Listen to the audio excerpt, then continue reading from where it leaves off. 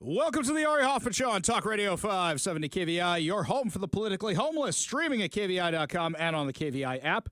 If you want to be part of the most dangerous show on the airwaves, call or text the Warrior Injury Law Studio line at 206-421-5757. That's 206-421-5757. Coming up at 5:45, your chance to win fantabulous prizes, including a $50 Daniel's Broiler gift card and your last chance to win 2 tickets to Darius Rucker. But before we get to any of that, time for your daily dose of adrenaline. You want me to stick this into my heart? Are you f***ing nuts? We knew this was coming as soon as Donald Trump signed the executive order. Nick Brown, the attorney general from Washington, who's just mini-me for Turd Ferguson, is now saying, hey, you know what? I want to be governor too. He's only 3 weeks into the job, but he said, if Bob Ferguson can get famous by suing Donald Trump, I'm going to do the exact same thing.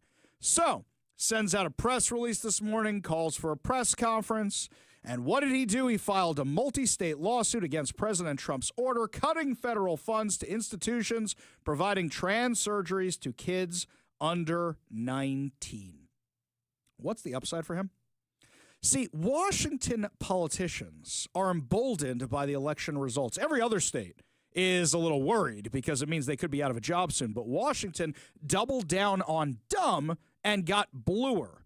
So he thinks this is going to win him points with the electorate here in Washington. And he might be right, by the way. Let's not forget that this is a guy who was U.S. attorney for half a second, and then when he had an opportunity to run for AG, jumped on it. That is a political animal. That is a person who craves more power and wants to go all the way to the top. That's Nick Brown. And he figures he can do it by doing the exact same thing Bob Ferguson did, because why not? It worked out for him. And he gets his face on the news a lot, which is exactly what he wanted. Well, what was fascinating today was during the press conference, he called Trump's order banning trans surgeries for minors irreversible, gender-altering, childbearing, destroying surgeries unusually cruel. We had a little discussion here in the newsroom about whether or not I should read these sections from the Swedish hospital's website on their transgender health online. Because when I just look at them on my computer screen, it makes me go, it gets me all cringy. You don't want to read it. It's awful. You know, late at night when you're watching those TV shows and they always do the commercials for the drugs and the side effects sound worse than whatever they're trying to cure? Yeah, that's what this is. It's horrible. Absolutely horrible. Now, I'm not going to go through the details of these surgeries, but they're graphic and there's pictures online if you want to see them. There's not pictures on the website. But what's amazing to me is that these websites are admitting you can never have kids again. And if you want to have biological children, you got to do this, you got to do that, because you're never going to be able to have them. Now, not everybody wants kids, and that's fine. But realize this is a decision you can't change your mind about. It's not like getting a tattoo, and usually you can get them removed these days. It's not like getting a piercing, and you take it out and it eventually closes up. It's not like dyeing your hair, and eventually it'll grow out, or bad color of your fingernails. This is graphic mutilation of the human body. If you just go on the Swedish website, it's right there. You can read this all for yourself. It's too graphic. I don't even want to read it on the show. We have a serious mental health problem in this country that's not being discussed because we're too busy affirming people's mental health problems. So, you had Nick Brown trot out everybody who wants this to happen, and it's not just the kids who have mental health problems. There are the parents, too. This is Jessica Brady. Jessica Brady, Zach clipped this for me, who was talking at the press conference today. My name is Jessica. I am the mother of a beautiful trans daughter named Indigo. I am also the auntie to a gender fluid nibbling. I am also a public school educator and have had transgender students in my classroom. I'm sorry, what's a nibbling? This is a new term. I don't even know what this is. Gender affirming care for minors is a subject that is near and dear to my heart, which is why I am here today. Indigo's transition started in 2023. She asked us to start using they, them pronouns, and we happily chose to support her because we wanted her to know that she was loved and supported no matter what. A few months later, she started experimenting with clothing, and she found she really enjoyed wearing dresses, especially big flowy dresses with deep pockets. She asked us to start calling her Indigo and use she, her pronouns. Again, my spouse and I happily supported her. Behind closed doors, we did have some concerns, but we kept those out of Indigo's hearing because, again, we wanted her to know that no matter what, we loved her and we supported her. Indigo asked to start a medical transition in January of 2024. We got a referral from Indigo's therapist to a naturopath who specialized in gender-affirming care. This doctor has been an incredible resource for us. His whole method has been low and slow. Indigo has several comorbidities that makes any introduction of a new medication challenging. The doctor took blood samples, did numerous lab tests, and was in no rush to start medication until everything was thoroughly checked out. 3 months into Indigo starting her medical transition, it was as if a weight had been lifted from her shoulders. She stood taller. She was more present in her body. She was more social and happy. She would go for 5 hours on Sunday and play D&D with her friends. It was so beautiful. It is beautiful. It was clear that this was the right decision for her. What I want you to hear, what I want every person to hear, is that when we deny minors gender-affirming care, we are saying that it is okay for children to die. I'm sorry, what did you just say? No, that doctor should have their medical license revoked. You're talking about a kid, and we don't know what those comorbidities are. But you're talking about a kid who already has health issues. You want to start denying them hormones that their body needs? You want to start messing with their internal physiology? That doctor should lose their medical license because what's the Hippocratic Oath? Do no harm. Tell me, is it healthy to cut off a healthy limb? No, of course not. And what do we know from the studies about this? They say, oh, well, it makes sure that they don't kill themselves. It reduces suicide. No, it doesn't. In fact, the numbers stay the same or go up depending on the survey. They can't point to a single one that says it reduces suicide. We have a mental health problem. And where are the parents? These parents are going along with these nonsense as opposed to getting the kid the help they need. This is not helping the kids. You know, you need a license for everything in this world except to be a parent. And you can do some terrible things to your kids. People would ask me sometimes, I can't believe they even asked me this question, who's the worst kid in your youth organization? And I would always say this, but I would never answer the question. I would always say, you're asking the wrong question. You should be asking who is the worst parent. And they would always say, well, who's the worst parent? I'd say, I'm not answering that one either. You shouldn't be asking any of these questions. Kids are a product of their environment. What environment is home, at home, that they are doing this to this kid? What environment is at school that they think this is okay? This isn't okay. This is the kind of garbage they're saying. Oh, these kids are going to die. When we deny minors gender-affirming care, we are saying that it is okay for children to die. We don't know the long-term effects of this yet. We have no idea. No research has been done, but plenty of countries have stopped doing it. Plenty of Western countries have stopped doing it because they say this is bad for the kids.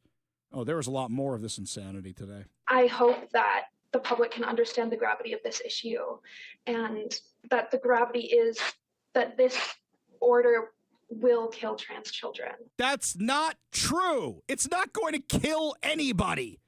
You can't wait a couple years. You want to do what you want to do when you get older? Wait a second. Didn't the Democrats tell us that a kid's brain isn't fully developed till it's 25, 26 years old? All right, let's make you can't have the surgery till you're 25, 26 years old. Nobody on the right cares what you do to yourself when you're an adult. You want to go get 20 piercings? You want to go get trans surgery? We do not care. But doing this to kids who are too dumb to know for themselves?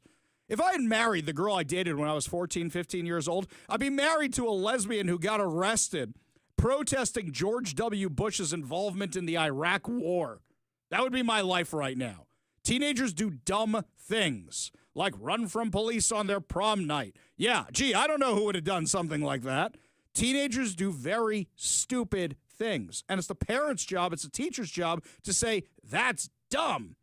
That's dumb. But instead, what's happening here? Instead, they're all going along with this. So if I walked into school these days and said, I'm a Jedi Master, everybody has to go along with it. It's insane. And it's not in these kids' best interests.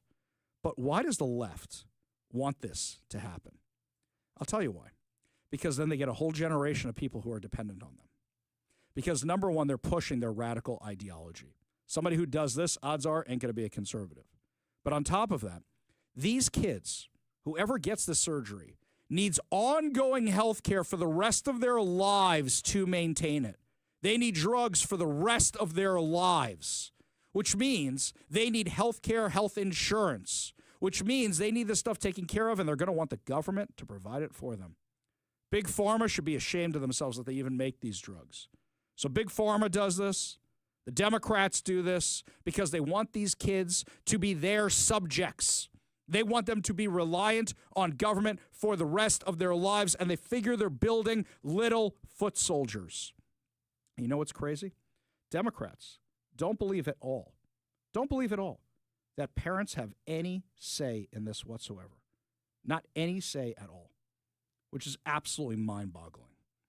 On Fox News today, the Senate Majority Leader in Washington, Jamie Peterson, we've had him on the show once. Jamie Peterson was being asked about stripping the Parental Bill of Rights, and he said the quiet part out loud, what he really thinks of parents. Kids over 13 have the complete right to make their own decisions about their mental health care. Parents don't have a right to have notice. They don't have a right to have consent about that. Parents don't have a right to have notice or consent about their child who is 13, 14, 15, 16, 17, 18, 19. They don't have a right. They don't have a notice. You know what? You're living in my house. I'm paying your mortgage. I got a right to know everything you are doing. You want me to pay your tuition? I got a right to know everything you are doing. You want my car to go out? I got a right to know exactly where you're going, who you're going to be with. You want me to pay your phone bill? I got a right to know who you're talking to on it. You want me to buy a computer? I got a right for that, but also you wouldn't be in this world if not for me. Yeah, your mother had something to do with it too. The Democrats said the quiet part out loud where they don't think you as a parent have any right. That's an arbitrary number at 13. Why not 14? Why not 12? You get bat mitzvah at 12. Oh, 13, bar mitzvah. Sure, let's go with that. Oh, that's what it is, because you get bar mitzvah at the 13. No, they don't want the parents to have any rights because they want these kids to be subjects of the state. They want them to be wards of the state. Didn't hear that the first time? Here it is again. Kids over 13 have the complete right to make their own decisions about their mental health care. Parents don't have a right to have notice. They don't have a right to have consent about that. Do you know the dumb things I was doing when I was in 7th grade? That's how old I was when I was 13. That's what grade I was in when I was 13. Do you know the dumb things you did? I'm sure you know the dumb things you did. What dumb things were you doing with your friends? I was blowing all my money on comic books. I was blowing my money on, like, Batman costumes and stuff. I think I was still playing with Lego sets. Yeah, those kids can determine a healthcare choice for the rest of their lives. The hospitals around here who are going along with this should be ashamed of themselves. Nick Brown should be ashamed of himself. I didn't see Bob Ferguson at this press conference. He might think it's too hot because here's the thing, 59%, over 59% of the American electorate think that they should not be doing these surgeries on kids. Most people agree. You want to do whatever you want to yourself when you're older, fine. But they don't want to do them on the kids. This isn't popular except here in Washington State. This is awful. This is wrong. It's not following the science. For a party that says, follow the science, I'm questioning the science. I have serious questions. Show me the studies of the long-term results of doing this to somebody. Show them to me. I haven't seen them anywhere. Show me what they are. But no, how dare you? If you question the science, you're a bigot. You're a racist. You're a homophobe. Nick Brown isn't questioning this. He's going along with it because he thinks it's going to get him into higher office. That's what's going on here. They also want to stop Donald Trump from keeping the boys out of the girls' sports, which is approved by over 70% of the U.S. electorate. 70% of the U.S. electorate doesn't agree on anything, but they agree that that's stupid. But here in Washington, they're doubling down on all the insanity. Kids are going to get hurt because of it. Kids are going to get hurt. And meanwhile, they're demonizing RFK Jr., saying he doesn't know anything about any help. These guys want to let these kids chop off pieces of their anatomy in surgery so graphic that I didn't feel comfortable reading from the Swedish hospital website on air because it's too graphic for me to even look at, let alone me read on air. You know, just the other day, Rand Paul went off at a hearing for RFK Jr. about Democrats who claim they were following the science. They're not following the science. They never have. They're just pushing their radical agenda. I think the discussion over vaccines is so oversimplified and dumbed down that we never really get to real truths, and it's why people up here are so separated from real people at home. So we talk about hepatitis B. It's a terrible disease. It could lead to liver failure, as the chairman said. But the reason you have distrust from people at home, why they don't believe anything you say, and they don't believe government at all, is you're telling my kid to take a hepatitis B vaccine when he's 1 day old. You get it through drug use and sexually transmitted. That's how you get hepatitis B. But you're telling me my kid has to take it at 1 day old. That's not science. And so every person with a bit of common sense, even people who don't resist vaccines, I vaccinated all my kids. I believe vaccines are one of the modern miracles beyond all pale. The Speckled Monster is a great book about the introduction of the smallpox vaccine in 1720 into our country. All miracles. But I'm not a one-size-fits-all. It's not all or nothing. I chose to wait on my hepatitis B vaccine, and we did it when they went to school. Does that make me an awful person? Does that make me an anti-vaxxer because I questioned the government dictate of whether I do it? And I'm not speaking for anybody else. I'm only speaking for myself. But for goodness sakes, let's have an honest debate about these things. The COVID vaccine. If you ask me my opinion, the reporters run up and down the hall and they say, you still anti-vaccine? No, I'm pro-vaccine. But on the COVID vaccine and on the COVID illness, there was a 1,000-fold or more difference between the elderly and children. If you don't acknowledge that, you're committing malpractice. You're showing your ignorance. If you say a 6-month-old must be mandated to get it, the science is not there. So all this blather about the science says this and the science says that, no, it doesn't. The science actually shows that no healthy child in America died from COVID. Look it up. No healthy child died from COVID. And so the thing is that it's 1,000-fold greater. So if you ask me my advice as a physician, if you were 65 or older or overweight and some other conditions, I would have said, hell yes, I'd take the COVID vaccine. The risks of the disease were real and much greater than the vaccine. But if you ask me, should my healthy 6-month-old get it? See, these are the nuances you're unwilling to talk about because there's such a belief in submission. Submit to the government. Do what you're told. There is no discussion. There ought to be a debate. You're not going to let him have the debate because you're just going to criticize and say, it is this and admit to it or we're not going to appoint you. But it's more complicated than that. And this is why people distrust government, because you're unwilling to have these conversations. And go home. Ask your Democrat young mothers, your Republican young mothers, if they're vaccinating their kid for hepatitis B and they're like, well, do I have to do it on day one? It's this precious little baby. Is there science to say you shouldn't do it? Probably not, but it's my kid. You know, it's like there isn't clear-cut science saying not to. But on autism, there's no good science of anything to show what causes autism. We don't know. It's a profound disease. I know many moms here and dads who have kids with autism. I know them personally. I've met their kids. But the thing is they saw their kids developing completely normal, maybe speaking 100 words go to no words at about 15 months of age.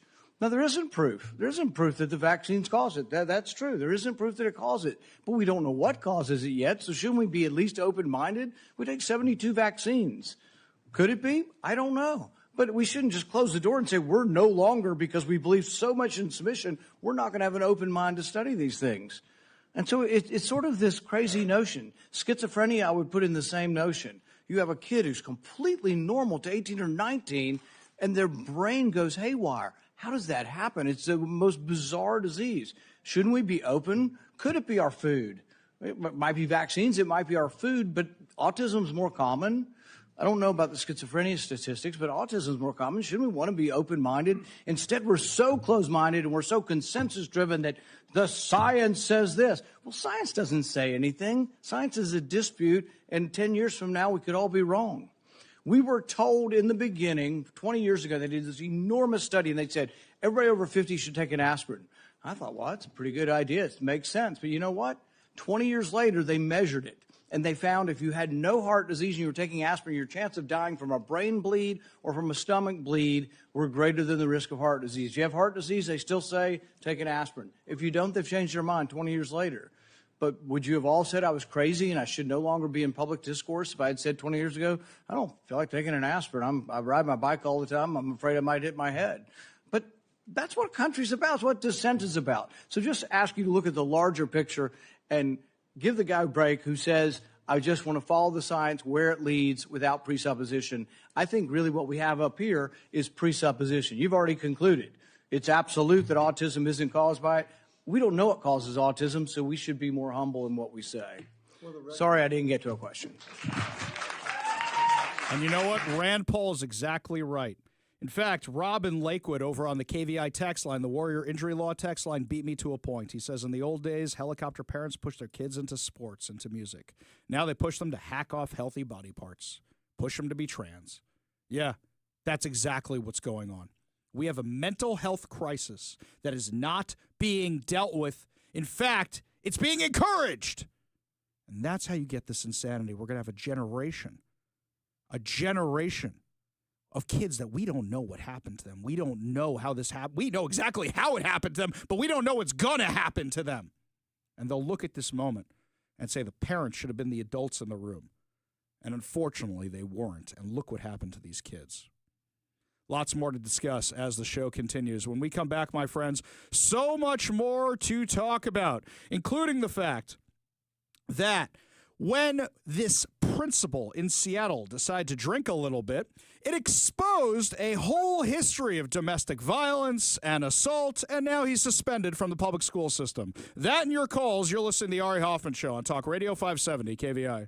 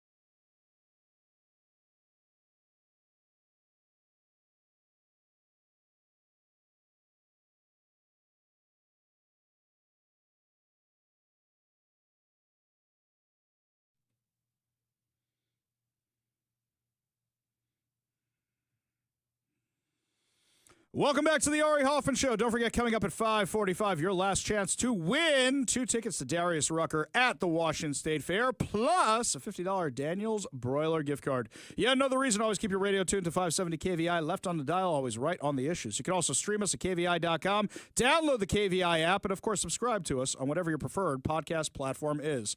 Looks like we blew up the phone lines and the text line for that last segment, but for those of you who missed it, this is Washington Democrat Majority Leader for our Senate here in Washington, Jamie Peterson, what he said about your rights as a parent. Kids over 13 have the complete right to make their own decisions about their mental health care.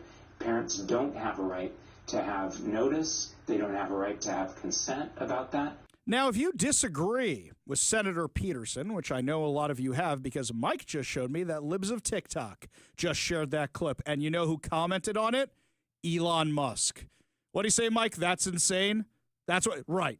That's the second or third time in a week that Washington has been on Musk's radar. And would you like to know who found the clips both times? Travis Couture. Both times that has come up is because Travis Couture is looking out for us in the legislature, and Jamie Peterson is not, which is insane, by the way. So if you want to let Senator Peterson know how you feel, his legislative email address is Jamie, Jamie, .Pedersen, that's Pedersen, at leg, L-E-G, .wa.gov. That's Jamie Pedersen at leg.wa.gov. Or you can call him at 360-786-7628. So you can do one of those two things. And then guess what? You'll get it back. You'll get a response, and I want you to send it to me. ARI@KVI.com. That's ARI@KVI.com. I want you to let me know what he says to justify that insanity. John in Lakewood on the Warrior Injury Law text line says, hey, Ari and Big Mike, if a 13-year-old can make their own decisions about their body, why can't they buy rifles and handguns? Exactly right. Shouldn't they be able to buy alcohol, cigarettes, and weed? I say no, but that's Olympia's rationale. Yeah, he's right. Hey, let's let them vote, too, because they're brilliant, right? They're all very, very smart. Absolutely insane. Absolutely insane. By the way, we don't know if these things cause cancer, the drugs they're giving long-term. When you start messing with your body, when you start messing with your cells, you don't know what's going to happen. It's horrifying. We go to the Warrior Injury Law Studio line, take a call from Stilgar in Kirkland. Stilgar, what's up? Hey, Shabbat Shalom, man. Thanks, dude. What's going on? Hey, this thing is just crazy for me.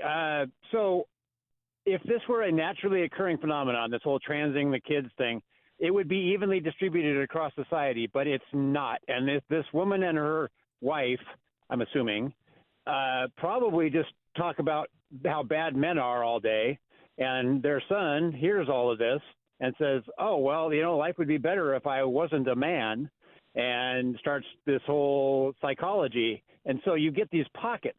There's just this social contagion, and then you get a pocket, and they're affirming it, which if you really were to talk about gender affirming, you would say, oh, this is a boy. He's having some issues. Let's make sure he knows he's a boy. So, by the way, not the other way around. I don't know for sure that she's a lesbian or anything like that, and I don't want to make that assumption. However, you are right about the social. Said spouse. She said spouse. She said spouse. And that kind of pinged a little thing, but she's also she was a public school teacher. Yeah. So here's the thing. Here's the thing. Do you ever see the movie Not Another Teen Movie?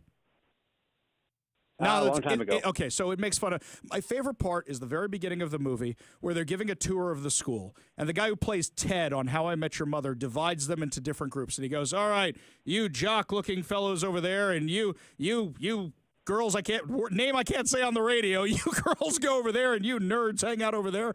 Because what happens is you hang out with your social cluster at school, and it develops who you are. Now, if Ari Hoffman was in school right now, you know what I learned to do when I was younger? So my parents got divorced when I was younger, and it was new back then. It was still rare back then. So what happened was I realized the school shrink wanted to fix me. I was a project. They wanted to fix me. So what happened was anytime I mentioned something had happened with my parents, I got out of tests. I got out anything I wanted, and I abused the you-know-what out of that system. Young Ari Hoffman right now would say, I identify as a they, them because you get special privileges at school. Why wouldn't you do that? You get special privileges, and then they're going to rope you into this class. Oh, you identify. Why wouldn't you? Why would you identify as a cisgender white male in this society because they're just going to demonize you for being that and call you a colonizer. Oh, you're not a colonizer because you identify as a they, them. You must be okay. This system is, of course, about social contagion. I'll give you the last word, then I got to run. Well, it's like, I'm sure Leah Thomas isn't really necessarily that messed up, just couldn't swim that good, so. Put it this way, Leah Thomas could swim way better than me. They were still ranked in this country. They just weren't ranked very high. I'm sorry you're not going to have a professional swim career. You know what? My basketball career ended in 8th grade when everybody else got taller than me. I was the center of the Jewish basketball team in my school until all of a sudden everybody else hit puberty, and I guess I'm just not going to the NBA. Stilgar, appreciate the call. Appreciate you being part of the show. You want to be part of the show, you want to weigh in, you give us a call, 206-421-5757. That's 206-421-5757. When we come back, that insane story about a principal who's now been arrested for domestic violence, reckless endangerment. You won't believe this story. It's crazy. And it's a principal whose name we've mentioned before. You're listening to the Ari Hoffman Show on Talk Radio 570. KVI.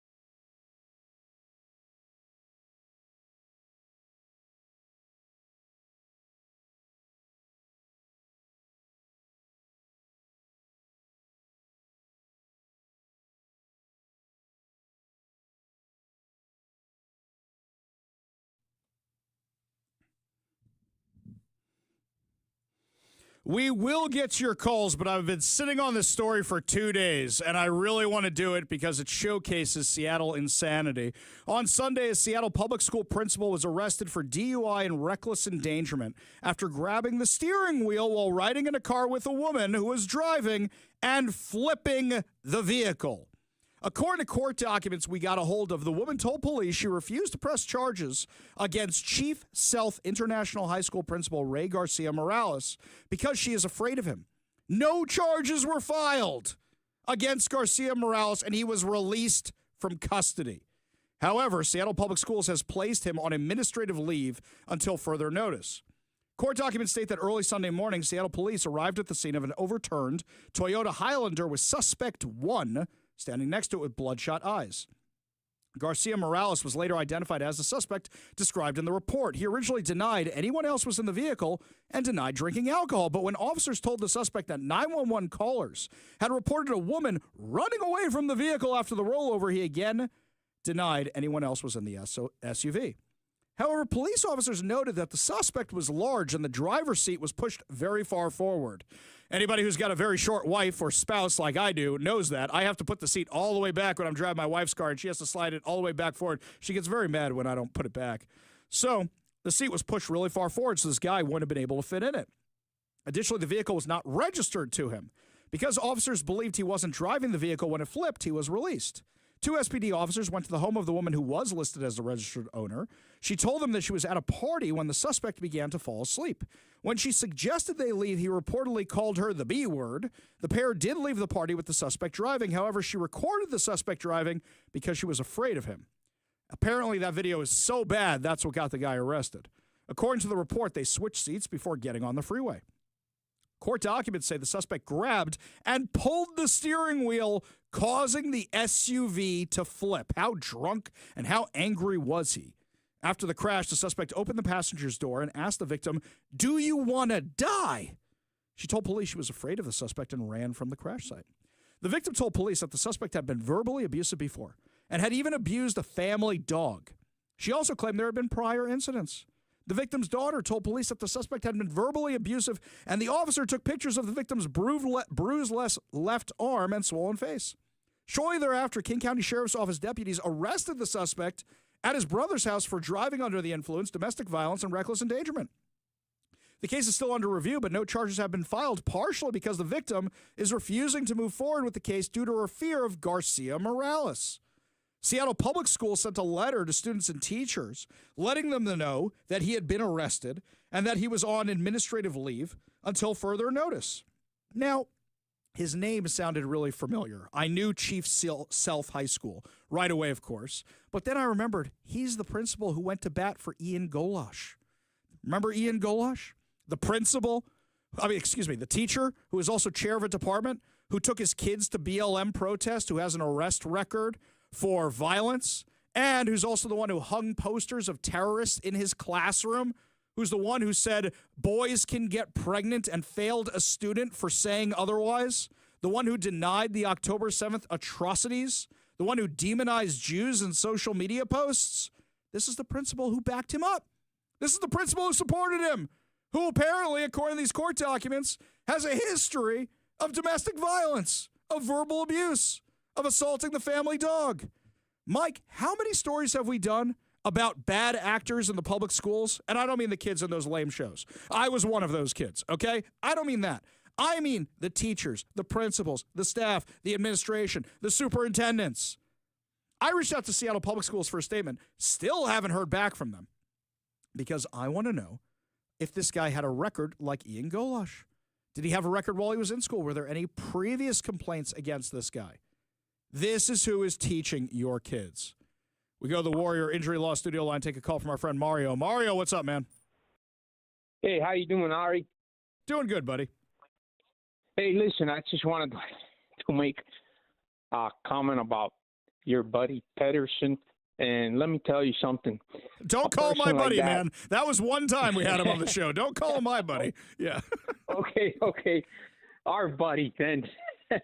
No, this guy, you can tell it's a sign of the times that guy was never raised right. He was never parented right. He was never disciplined the right way. He was never taught respect the right way. Because if you or I, especially me, when my father would have told my father anything at 13, like I deserve this or this, I'm going to report you for that, man. The beating that I would have gotten, and the disciplining would have been epic. and not because we were taught respect. And if you look at the animal kingdom, you always know you got the big kahuna, and he disciplines the rest of the gang, the hierarchy, knowing, hey, this is how you behave until you become the head kahuna. You get groomed to become the head kahuna. You have your own house, your own properties, you make your own decisions. But as long as you live under my roof, you will abide by my laws and my regulations, because in this house, is a dictatorship, and I'm the dictator. That's what my He kind of strikes me as the guy who didn't have a lot of friends in high school and now wants to tell everybody else how to live their lives. That's kind of what it reminds me of too. Yeah, you're right. And this is the problem. We have this generation, like you said, that's trying to make decisions for the young kids. And I'm glad my kids are grown up, and I've instilled in them the values that they should have to get ahead in life. But these guys are going to destroy a whole generation with this sex changes and all these things and puberty blockers and all that. And the parents, I blame the parents, because they will destroy their kids' futures. Exactly. Which is, some of those kids have committed suicide. And what are they supposed to say? Later. Right. What are they supposed to say afterwards? Do over. Whoops, sorry for irreversible surgeries, which is crazy. Mario, appreciate the call, buddy. You have a great weekend. Do you want to be part of the show? You give us a call or a text at 206-421-5757. That's 206-421-5757.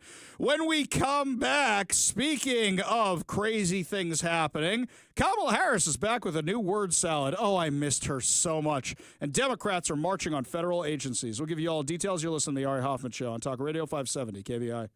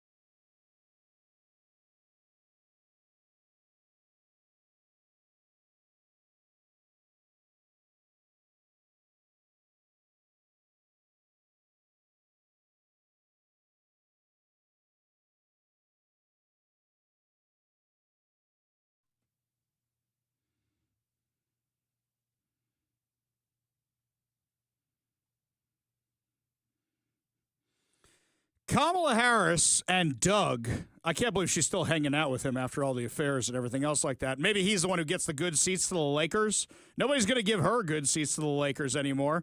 So she walks into a Lakers game, and normally people recognize a celebrity, even if they're a politician. Hey!